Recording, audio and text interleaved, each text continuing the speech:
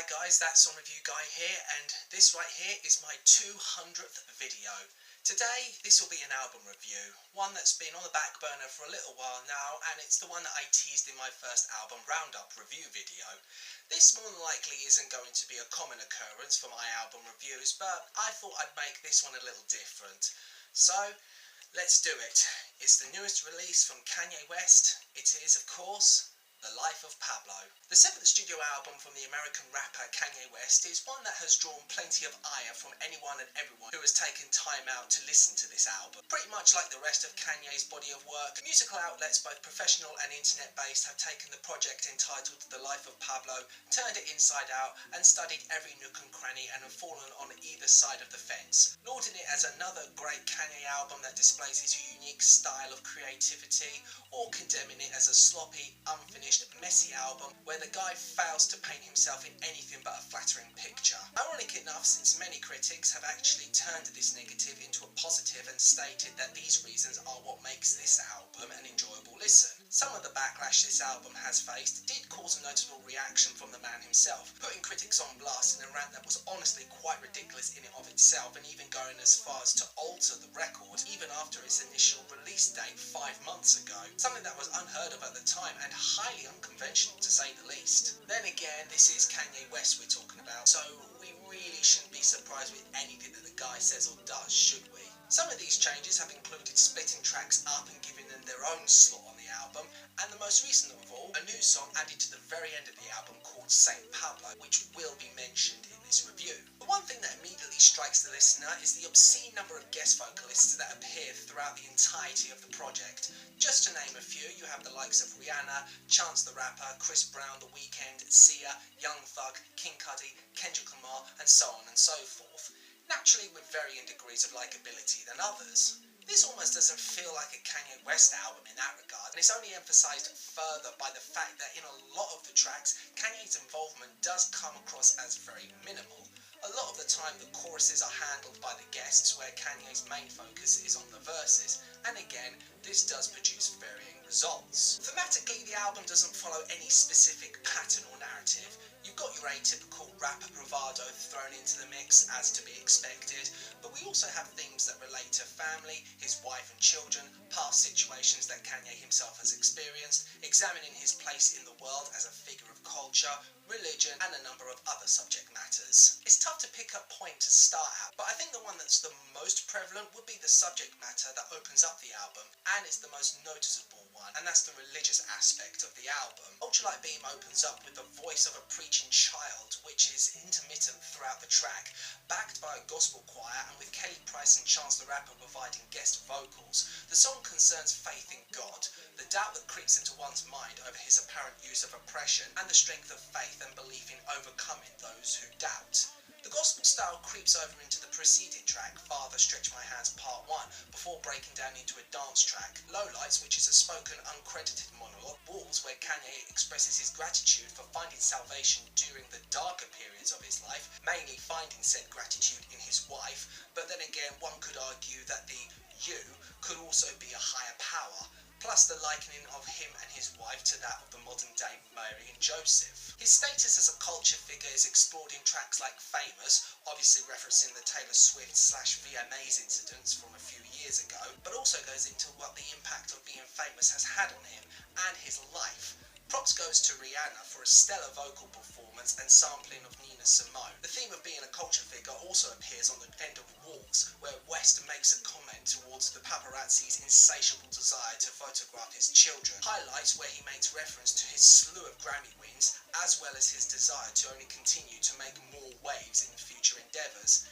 And the track Feedback, where he further flaunts his success and accepts the notion that he's madder than a box of frogs with many of the things that he's proclaimed in the past. Other song themes include Kanye's conflict with friends and family, questioning the legitimacy of his friends, his struggles in committing time to his family due to his lifestyle, and his ambitions, whether it's making sure he's there for his kids' birthdays to the possibility of potentially being blackmailed by a cousin on the track Real Friends, Kanye's inner struggles in staying faithful to his wife, and his determination to not allow outside influences to break the two apart on the song FML, the comparison of previous lovers to that of Waves and how they never die on the song Waves, reflecting on a previous relationship on 30 30 hours, the wildfire party scene of LA and its publicity on No More Parties in LA, which includes killer verses from both Kanye and Kendrick Lamar as guest feature, and the newest addition on the album, Saint Pablo, which came shortly after Kanye's infamous Twitter rant about his admittance to being in overwhelming debt,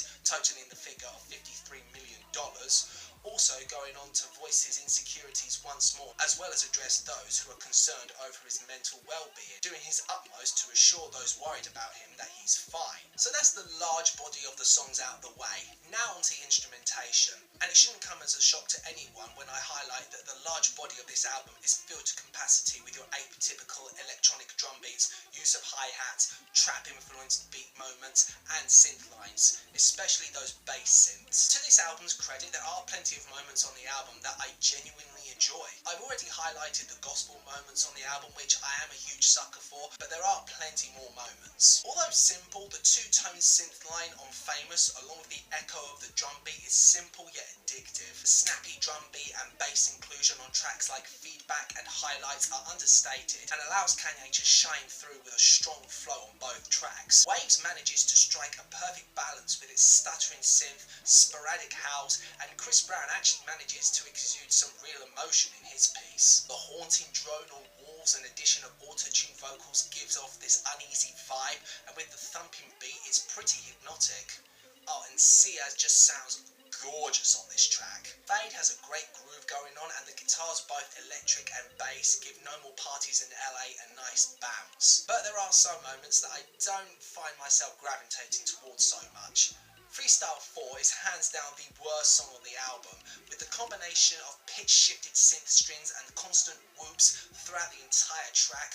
Once you've heard it, you'll never want to hear it again. Although the subject of FML is solid and The Weeknd isn't bad on the track, the song is just dragging its heels through the entire running time, and the bass-heavy delivery leaves my head thudding. Frank's track and Silver Surfer intermission are both superfluous, and their inclusion on this album is nothing more than a waste of time, and Kanye's delivery on the song Facts is borderline abhorrent. And I have to be honest, excluding those tracks, this album would have been great, but their inclusion on this project is not only out of place, but brings this album's score down. Not only that, but the unfinished nature of this album that is so prevalent throughout is something that I cannot warm to. Say what you want about an album like Yeezus, at least all of those tracks had a beginning, middle, and an end.